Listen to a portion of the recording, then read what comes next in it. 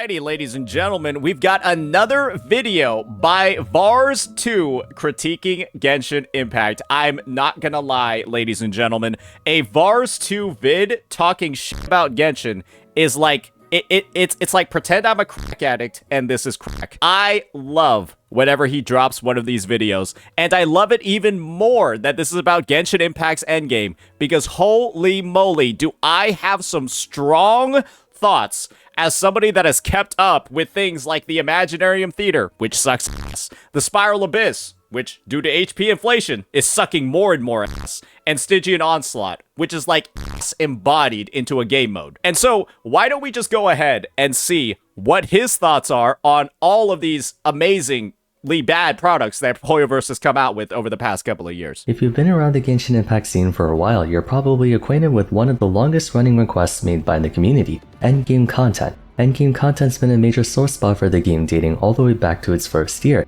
I hope he's gonna bring up that anxiety line. Even though we've had Spiral Abyss in the beginning, what's been bothering a large portion of the player base, myself included, was how unwilling Hoyo was towards implementing more endgame content. It even became a meme when they released an official statement concerning the topic, citing potential. There it is. He did the thing. He did the thing. He dropped it. He dropped the thing. Anxiety for players if they were to make the game too sweaty. Needless to say, this. I'm not gonna lie.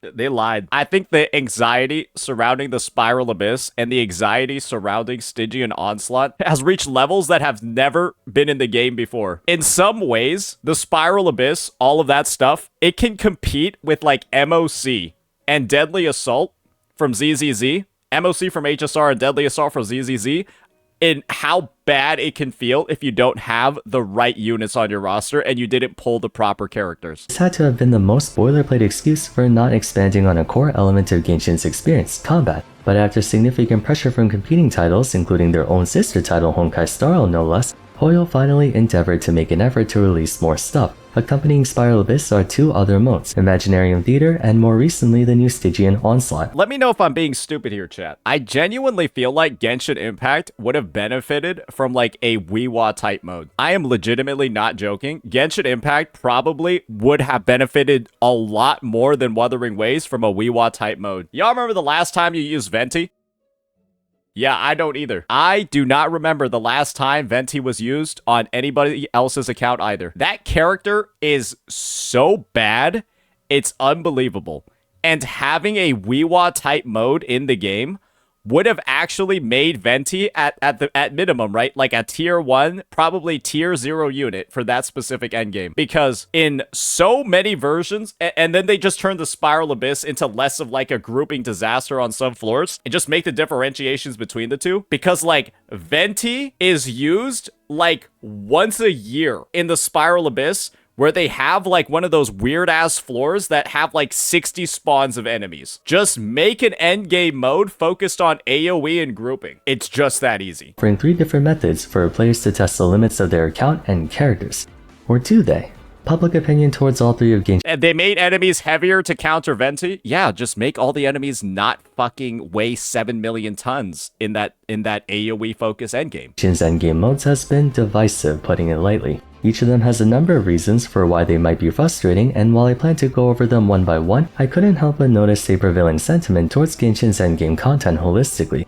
As someone who's been fervently asking Hoyo to add more endgame to Genshin, I'll give credit where it's due. They finally delivered, and we should appreciate that they put in the effort to give us something. I like how bro was talking about the positives of what Hoyo's come out with, and the best that he could do was, at least they tried. This is literally what Vars just told the Genshin Impact devs. Congratulations, here's your gold star. However, like with anything, there's a good way to do something and a bad way to do something, and I can't help but feel like there's an aspect of wasted potential to Genshin Impact. Wait, this B-roll is insane. And a bad way to do something, and I can't help but feel like there's an he's implying they're insanely retarded. Aspect of wasted potential to Genshin Impact's endgame. That will be our discussion for today. A few weeks ago, Brad Online. Wait, that's. I'm gonna be honest. That's like low key one of the most insulting things I've seen. Low key, it's one of the most insulting things I've seen. What the fuck? Wait, that's crazy. Line made a piece airing his grievances towards the new Stigian Onslaught game mode. Notably, the introduction for the video gave me a lot of food for thought because, thought of a statement as it was, it does bring to focus a running problem in Genshin's endgame, one that's been festering in Spiral Abyss but also applies to Imaginarium and Onslaught. We've had What is it? Let's hear it. Let's hear the it. Spiral Abyss, which is basically just fighting against hyperinflated HP overworld enemies. Just so you know, some context for Brad Online. He has finally started expressing his thoughts about Genshin Impact, and now the Genshin community hates him. Not the entire Genshin community, but a good part of it. Isn't a timer. We've had Imaginarium Theater, which makes sure that you have a lot of characters built and then puts you in situations where you have to fight against hyperinflated HP enemies against a timer, but with some cool little buffs here and there. Now we have Stigian Onslaught, which I really expected to be something a little bit different. Obviously, I expected a timer. I expected it to be a longer timer, and I expected the enemies to have like super fun mechanics and stuff. There were a lot of expectations for this one. Because hypothetically, right, this has been something that's been cooking for 5 years, 4 to 5 years. They launched with the Spiral Abyss. They added Imaginarium Theater. This is something that's theoretically been 5 years in the making. Stuff and different things, kind of like the cubes in that one event where they did so many different movesets and stuff. And instead, what we got is basically Spiral Abyss with only bosses and a absolute boatload of HP and a really short timer. And you start off with 0 energy. Huge timer. You start off with 0 energy. You're clearly shilling characters that have no energy, like Mavuika and Skirk, who were just released in the past 7 months. Again, it's a very broad statement to make, but I don't disagree with him. Gacha endgames are notorious among the gaming scene for essentially being paywalls disguised as additional content. The difficulty is such that it pressures players to spend more money on the game to obtain and upgrade more characters, to give them an easier time clearing the content, and usually gain access to some arbitrary leaderboard ranking. Some games are more egregious than others when it comes to that, but overall, for the sake of boosting gross revenue, the purpose of endgame is to, bring out the sweat. With an overwhelming majority of Genshin's experience consisting of leveling up your units, mixing and matching them in different parties, and gearing them up to be as strong and efficient as possible, naturally the best way to pay out that time and investment is to offer a challenge great enough to make it worthwhile. Genshin, for the longest time, had an easy endgame. Most people can agree with that. For the longest time, Genshin Spiral Abyss was the only endgame mode, and it was pretty damn easy for about 90% of its resets. They would have one once in a while that would kind of fuck people over, but it was gone in 2 weeks and you could get and most people would complete it at least halfway at the bare minimum. But then in the past year, maybe the past year and a half, they've gone ahead and they have just skyrocketed the difficulty in every single one of their modes. And then in this most recent one, it's gotten fucking crazy. And the HP has gone up absurdly at the same exact time. If we just look on this screen over, I would say about version 4.6 is where the last decent patch was for the game. Yeah, let's look over here, right? Look at 4.6. Look how little it went up. And then after 4.6, you have to ask yourself the question, when do you think the game started losing revenue? I think I know. I think it was right about here. As Fontaine came to a close and the quality of the story started going down, the game started losing revenue. And they were like, oh, what better way to get people to pull the new characters than to make the end game progressively more and more and more absurdly difficult as time goes on. Yeah, that 4.6 to 5.5, yeah, that's not looking particularly good, buddy. And you want to know the best part about this? This video came out 2 months ago. This video, with all this information, pointing out the signs, talking about how bad the game was getting, talking about how HP inflation was a massive issue. This came out 2 months ago. I'm not out here just to talk shit about these games. I'm not here just to hate everything that Hoyo does. It's just Hoyo happens to do a lot of stuff that's worth hating. And in 2 months, it's literally just gotten worse. It's literally at the worst stage it's ever been. The HP inflation in this fucking game. I'm apparently hearing that nowadays they've broken past the 8 million. It's gone into the 9s. In the present, it's currently right here on the chart. I'm not even joking. It's here. It's above that yellow one. And if they keep releasing kits like Skirk and Mavuika, who are dealing 30 to 40k more damage than every other team, with their best in slot supports, by the way, do you think it's gonna go down? No, it's just gonna keep going higher, and you're gonna have to pull the newest units to be able to clear. And for the longest time, that was a source of discontentment for a number of players. Even when accounting for Spiral Abyss, Genshin Impact was one of the least challenging gachas in the market. Where several gachas would be criticized and flamed for borderline wailing levels of difficulty, Genshin was being reprimanded for its lack thereof. Overworld exploration and story carry a lot more equity in this game, but the focal point of Genshin ultimately is to build your units and then slam them into whatever enemies or challenge you come across. Except there really wasn't any. Spiral Abyss was comparatively easy back in the day. It wasn't until recently where Chambers started to pose a greater hazard to your team and take a lot more punishment than they could before. I am so glad that Vars and I have basically the identical takes throughout. It feels like every CC that's talked about this, they seem to have identical takes coming into this conversation. Brand Online, Vars, I, probably Tectone too if he ever plays the fucking game again. We're all gonna have the same opinion coming into this because it's legitimately this easy to point out and it's like this top of mind for anybody that plays any of the fucking modes. Looking at it all together, Genshin effectively had no endgame, causing a number of players to grow bored of there being no goals to work towards, which is imperative to have in games. Fast forward to the modern day, Genshin's caught up to the rest of its peers and now has 3 modes to work with. While they certainly checked off the difficulty box, giving us battles that legitimately judge how well we've invested in our teams, as mentioned before, discussion and criticism towards all 3 game modes has been circulating over time for how they were executed. Speaking for myself, I'm glad that Genshin has more endgame, but I can't help but feel like they could have done it so much better than how it is now. Let's begin with Spiral Abyss. I'm sure everyone knows how it works, but for thoroughness, Spiral Abyss has you creating 2 parties to advance through waves of 3 battles on each side, counting 12 in total. As you go up, or I should say down in floors, enemies will get progressively stronger and targeted kill, where the final floor 12 will usually consist of bosses or high-level monsters that will be difficult to overcome through sheer force. Every floor has an arena blessing that affords your team a significant combat advantage. For instance, the current Spiral Abyss iteration deals true damage to enemies whenever cryo damage is dealt, no small amount either. Historically, there have been floor 12 chambers that were next to impossible for free-to-play teams to 3-star clear without making use of the blessing.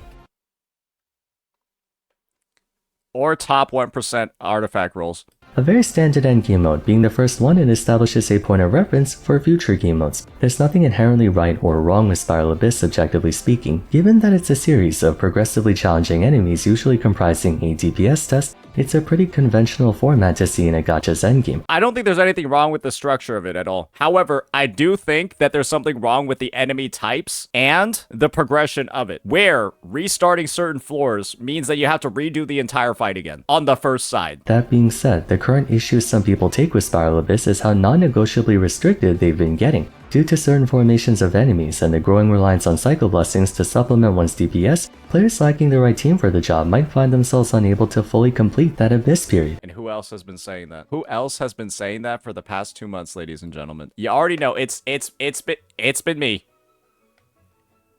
It's been me the entire fucking time, just telling people this shit sucks ass. You need specific characters. They're clearly overshilling the fuck out of the new units in the design of these bosses and the design of these enemies and the design of these floors. And there are still so many people that keep saying, oh, it's skill issue.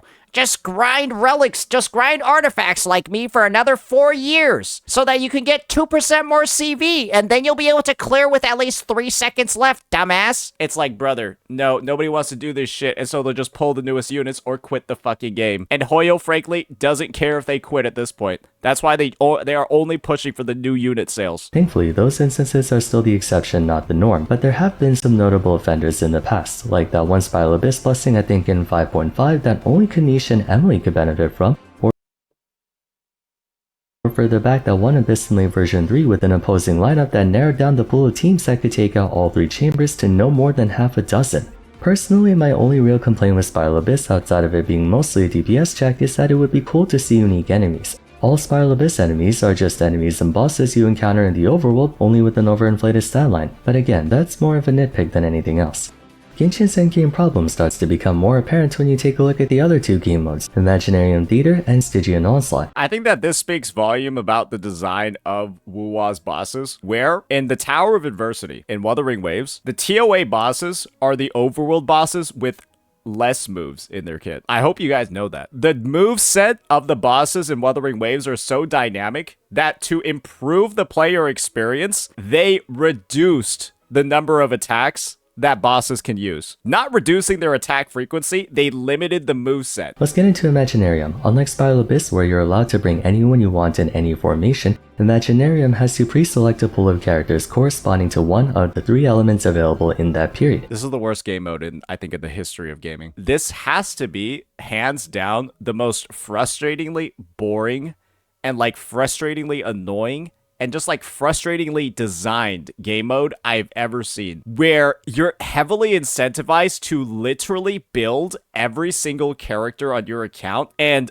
it bloats your inventory like crazy. You end up like feeling influenced to like grind like 17 different domains. It's so bad. It's so ridiculous. And it's like, it's something that in actual gameplay, I don't know how anybody could say that this is a decent product. It's so awful. Formation, Imaginarium has you pre-select a pool of characters corresponding to one of the 3 elements available in that period. Additionally, you're allowed to select from a pool of units not belonging to one of those 3 elements, but each Imaginarium period handpicks the units in question. Limiting teams and elemental reactions on a game that relies on it is also awful. In the most recent Imaginarium Theater reset, you wanna know what I had to end up playing? Dendro and Cryo on the same team. They literally found some sort of retarded way to make Dendro and Cryo have like a forced reaction together, and it sucks so bad. I look at it and I'm just like, these guys don't play this fucking game. Dendro and Cryo together, and like you have access to maybe like 1 or 2 electro units, and so you're just like, half the time I'm playing a reactionless fucking team, wherein you're then able to elect to choose some or not. From then on, you'll progress through a series of stages, collecting currency while acquiring units from that pre-selected pool at. What team comp are you building with this shit?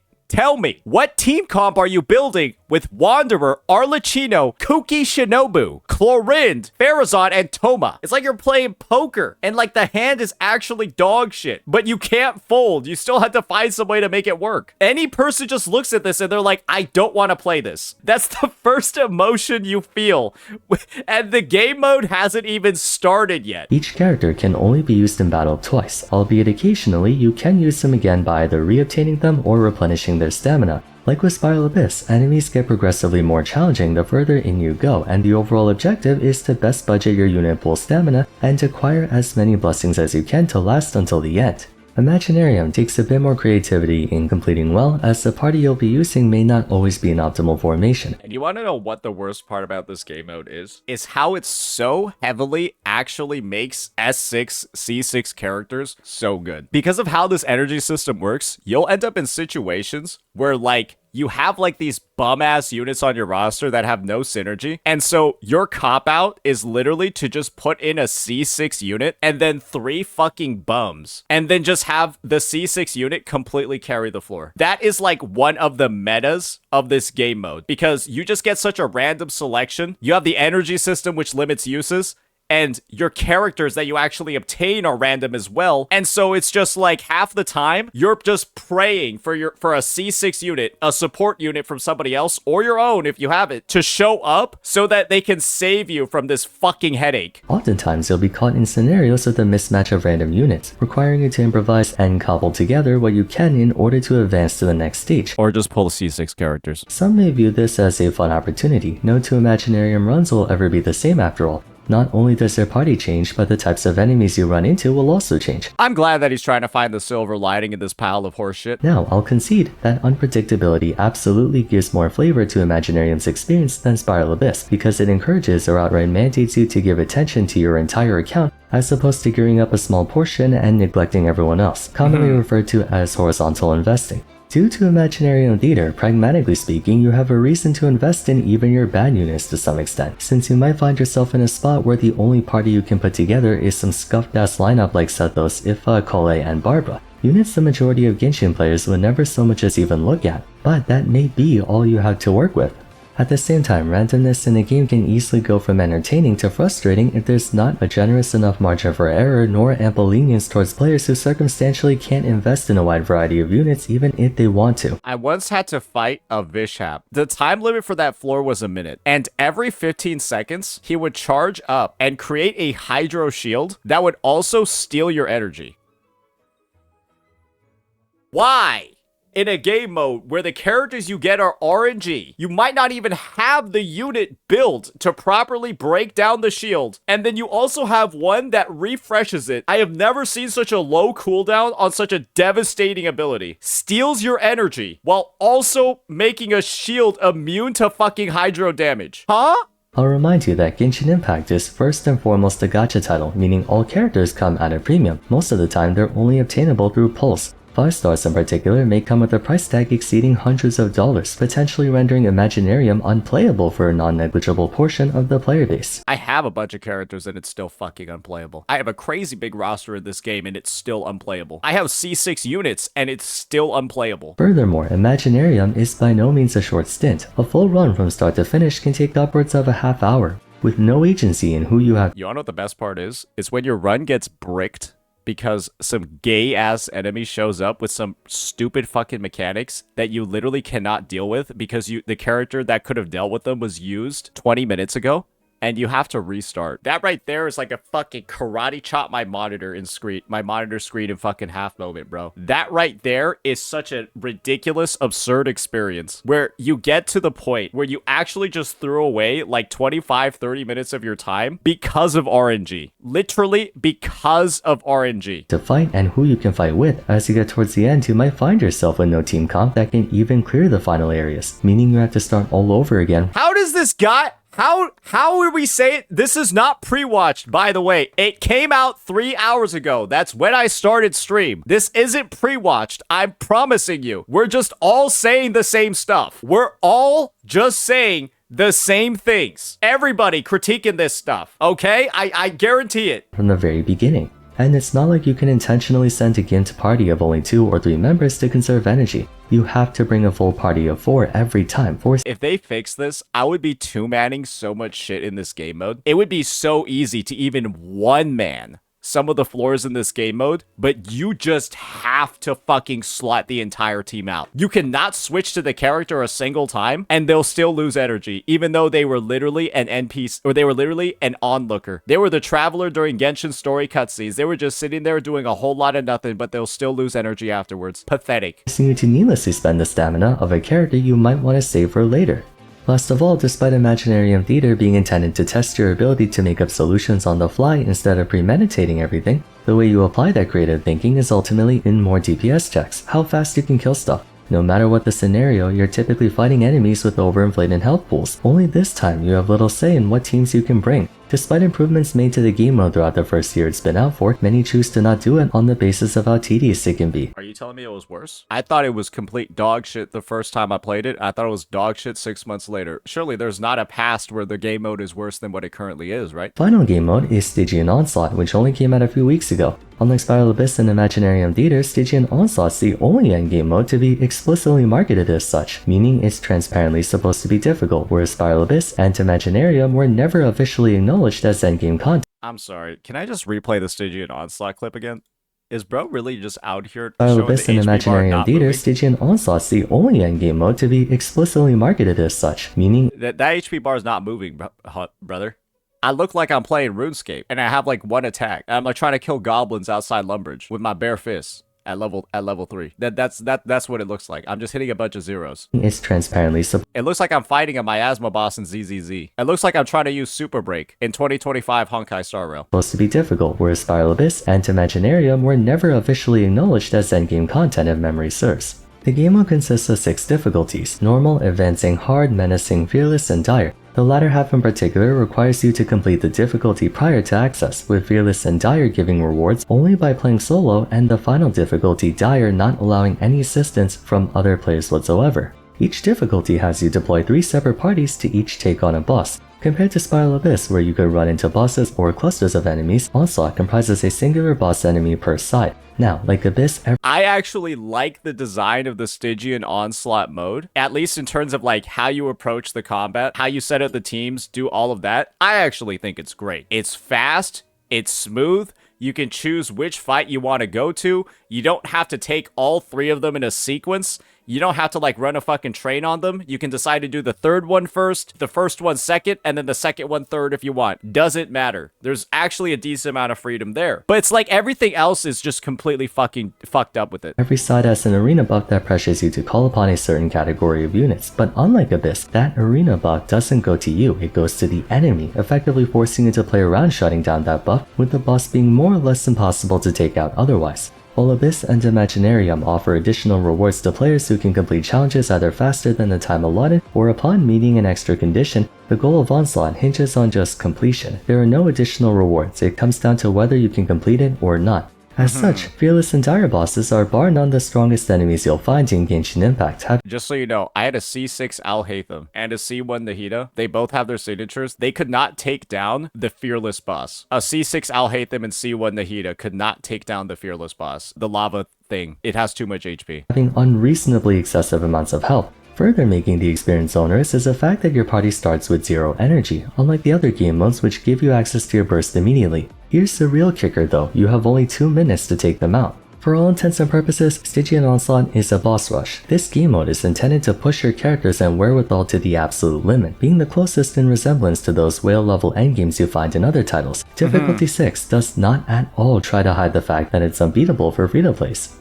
The main problem with Onslaught, at least to me, isn't that it's hard. Hoyo's been rather transparent about how difficult it would be. Rather, people take more issue with the game mode's experience. If I were to be blunt, it's kind of lazy. Like Brad Online said in his introductory segment, Onslaught's basically just a modified Spiral Abyss where you throw your units at copy-pasted overworld bosses with insanely overinflated health pools. There's no strategy involved in this whatsoever. It's a DPS check through and through, even more so than its predecessors. Y'all remember these? When Kuro releases these every single patch, a new tactical hologram that, you know, takes an overworld boss and then adds dynamics to it. They put in these unique mechanics. They add in special moves that the bosses do, special attacks that only the holograms version do. They have these unique buffs that essentially guarantee that a person can clear it if they have enough skill. And essentially, right, buffs like this, where you gain like incrementally stacking attack, blah, blah, blah, all of that, but then the risk gets increased. It ensures that somebody's able to complete it even with slightly undergeared characters or an undergeared roster. Yeah, they got this whole thing going on. You forgot Virtual Crisis. Virtual Crisis isn't permanent, right? Virtual Crisis isn't permanent, but I think it will be soon. Hoyoverse has had the baseline. Hoyoverse has had the rough draft available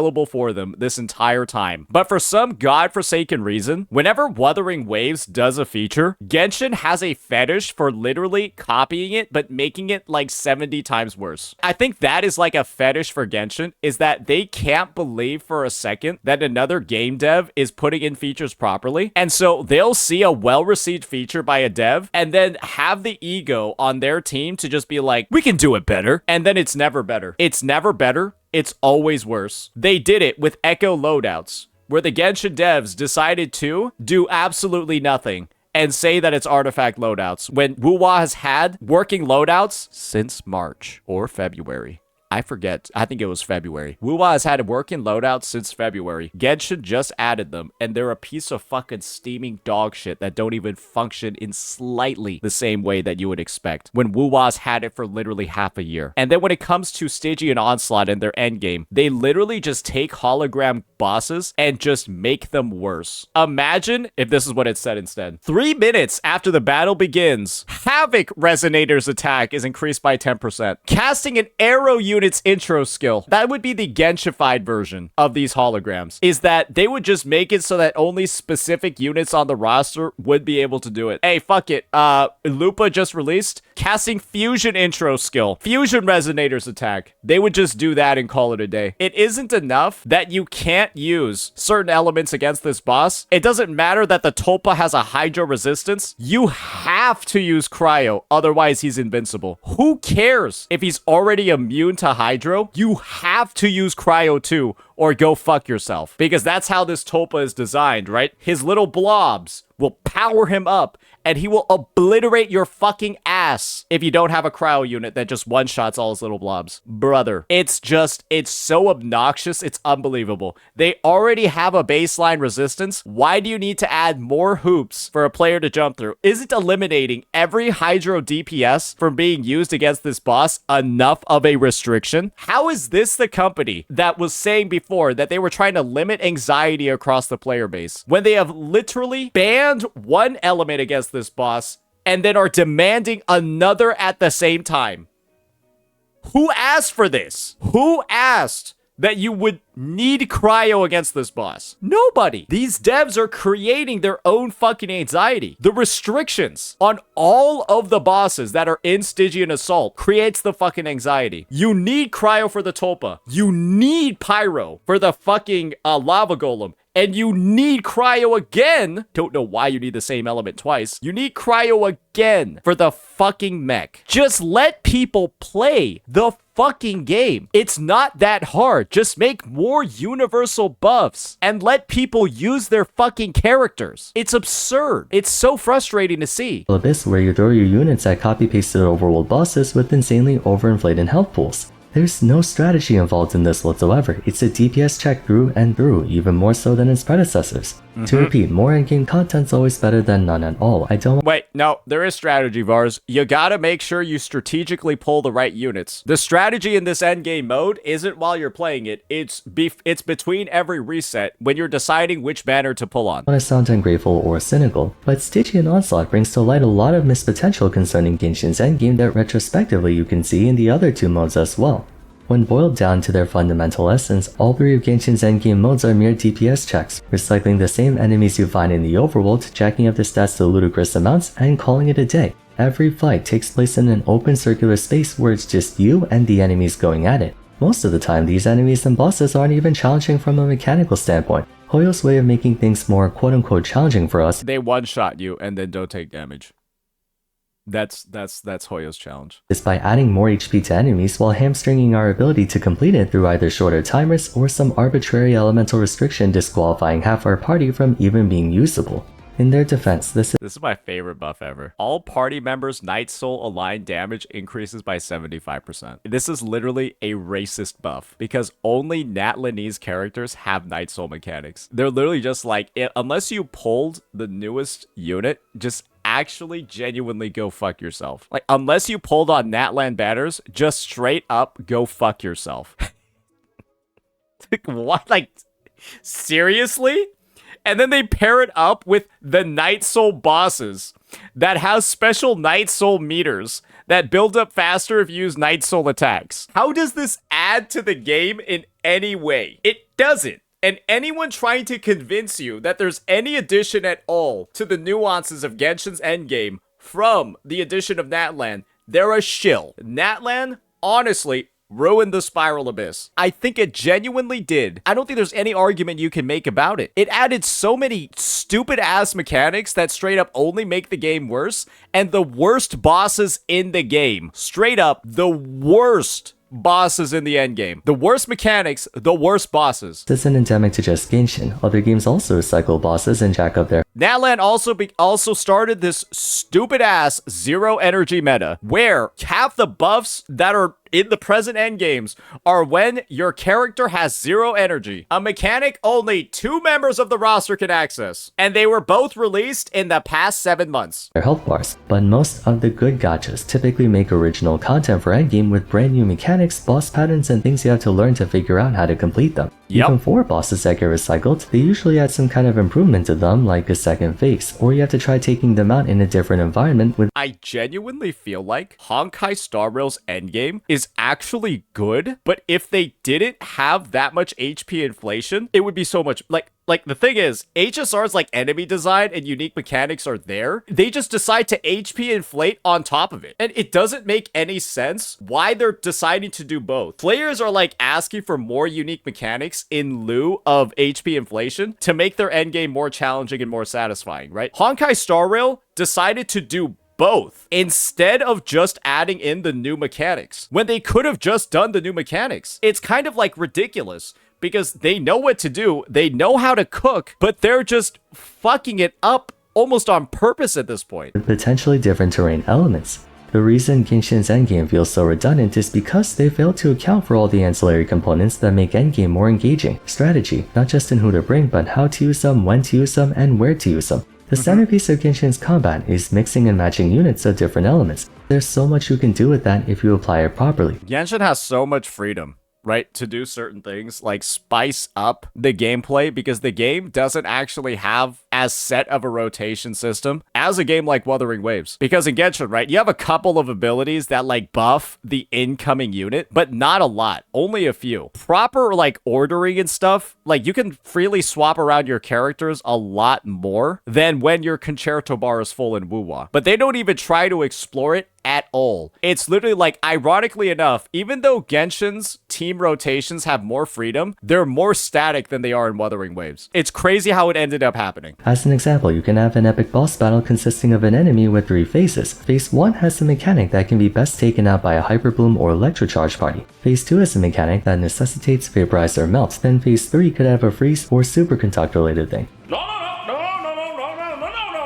Each phase could have its own set of attacks you need to keep track of, adding a level of pattern recognition to fights, not just iframing through everything. That, in my opinion, would have been a better hypothetical way to design Stigian Onslaught. They can't do that because the dodge feedback in this game is fucking terrible. When you get a dodge in this game, you literally sometimes don't even know that you dodged something. Having like a sequence where you need to like repeatedly dodge and stuff like that just does not feel good in this game. It feels fucking terrible. Beyond that, it's also just adding more variety in situations. Maybe adding defense missions where the goal is to survive a never-ending wave of enemies for as long as you can, which can add much needed value to units who specialize in shielding and tanking like Noelle and Lanyan. They can add combat scenarios that better distinguish between range and melee characters, or missions that have you alternate between 2 parties to advance from one point to another in a sort of It Takes Two type fashion. I like that he's bringing up some of the solutions. I like that he's bringing a lot of these creative ideas. I do think some of them might require some more explanation, because I'm gonna be real here. There's one sequence in here where